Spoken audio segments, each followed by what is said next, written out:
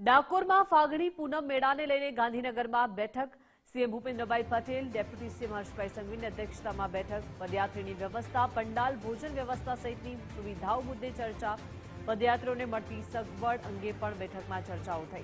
ચંદ્રગ્રહણના દિવસે દૂરથી આવતા ભક્તોના રહેવાની વ્યવસ્થા અંગે પણ આ બેઠકમાં ચર્ચાઓ કરવામાં આવી।